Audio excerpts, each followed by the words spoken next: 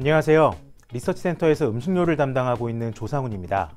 최근 코로나19의 장기화와 이에 따라 시행되었던 사회적 거리두기 2.5단계, 그리고 이러한 액션들이 음식료 산업에 미칠 영향에 대해서 말씀드리도록 하겠습니다. 8월 중순부터 코로나19 신규 확진자 수가 세 자릿수를 기록하는 등 코로나19의 여파가 장기화되고 있습니다. 이에 따라서 8월 23일부터 2주 동안은 전국적으로 사회적 거리두기 2단계가 시행되었고, 8월 30일부터 2주 동안은 수도권을 중심으로 강화된 사회적 거리두기, 즉 사회적 거리두기 2.5단계가 시행되었습니다. 물론 지난 주말 동안 사회적 거리두기가 다시 완화되기는 했습니다만 그 여파는 굉장히 컸습니다. 주요 골자는 크게 세 가지였는데요. 먼저 체감하셨던 것처럼 밤 9시 이후로는 음식점에서 야간 영업이 제한되었습니다. 두 번째로는 밤 9시부터 새벽 5시까지는 음식점에서 포장과 배달만 가능하게 되었고요. 마지막으로 주요 프랜차이즈형 커피 전문점에서는 영업시간과 관계없이 포장과 배달만 허용되었습니다. 지난 2, 3월에 코로나 1차 유행과 이에 따른 사회적 거리두기가 대구와 경북 지역을 중심으로 이루어졌다면, 이번 2차 유행은 국내 인구의 절반 이상이 집중되어 있는 수도권이 중심이기 때문에 기간은 보다 짧았지만 사회적인 긴장감과 파급력은 예상보다 강력했습니다. 앞서 말씀드렸던 것처럼 지난 주말 동안 사회적 거리두기가 2단계로 다시 완화되었지만 이러한 추세는 지속될 것으로 생각을 하고 있습니다. 그렇다면 이러한 지속적인 사회적 거리두기가 음식료 산업에 미치는 영향을 어떻게 봐야 될까요? 두 가지 관점에서 볼 수 있을 것 같습니다. 먼저 첫 번째로는 외식의 타격입니다.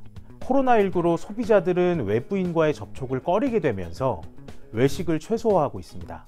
한국외식산업연구원이 진행한 외식업계 실태조사에 따르면 코로나19의 공포감이 극대화되었던 2월 마지막 주 국내 외식업체의 일평균 고객 수는 코로나19 전보다 평균 29% 감소했고요. 사회적 거리두기가 본격적으로 시행되었던 3월 중순에는 평균 66% 감소했습니다. 현재는 당시보다 더 강화된 사회적 거리두기가 시행되고 있는 만큼 외식 산업은 재차 타격을 받을 것으로 전망하고 있습니다.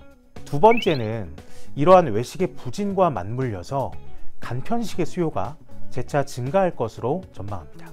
장기화되는 코로나19에 따라 집에서 밥을 먹는 수요가 증가하였고, 이에 따라 간편식 수요가 크게 늘었는데요. 이는 구조적으로 이어질 수 있다고 생각합니다. 주목할 점은 간편식 신규 소비층이 폭발적으로 증가하고 있다는 점인데요.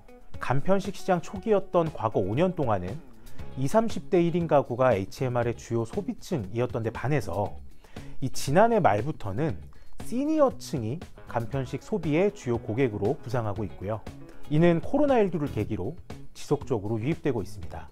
간편식을 처음 경험한 소비자들이 재구매로 이어지고 있기 때문에 수요의 증가는 지속될 수 있다고 생각하고 있습니다. 이러한 관점에서 가공식품 업체들의 수혜가 지속될 것이라고 생각합니다. 간편식 수요 증가와 판촉비 효율화에 따라 CJ제일제당, 대상, 오뚜기 등 대부분의 가공식품 업체들은 양호한 상반기 실적을 달성했습니다. 다만 호실적에도 불구하고 실적 발표 이후 오히려 주가는 지지부진했는데요. 시장의 우려는 크게 두 가지에서 기인합니다. 첫 번째는 한국보다 한 달 앞서 코로나를 경험한 중국의 상황을 따라간다면 하반기 코로나19 완화에 따라 외식 수요가 반등하여 간편식의 수요가 둔화될 수 있다는 점. 두 번째는 상반기 제한적인 판촉 활동을 통해 아낀 광고 판촉비를 하반기에 투입함에 따라 상반기 대비 이익 모멘텀이 둔화될 수 있다는 점입니다.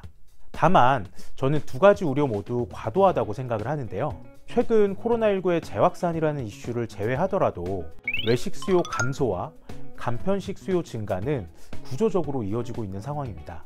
또한 여전히 판촉 활동은 제한적이기 때문에 광고 판촉비의 증가 역시 크지 않다고 보고 있습니다.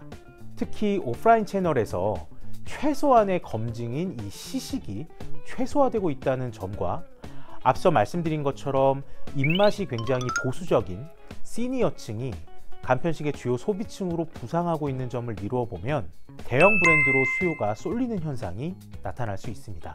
3분기에도 가공식품 업체들은 상반기와 유사한 실적 흐름이 지속될 것으로 생각하고 있습니다.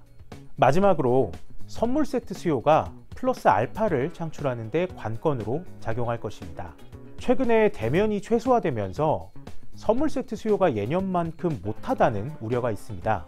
다만 대면 인사가 제한적인 상황에서 오히려 선물 세트의 수요는 늘어날 수 있고요. 이전의 B2B향 고가 선물 세트 라인업보다는 B2C향 중저가 라인업을 통해 대응할 계획이라서 우려는 크지 않다고 생각합니다. 자세한 사항은 9월 3일 발간된 음식료 산업 레포트를 참고해 주시기 바랍니다. 지금까지 리서치센터 조상훈이었습니다. 감사합니다.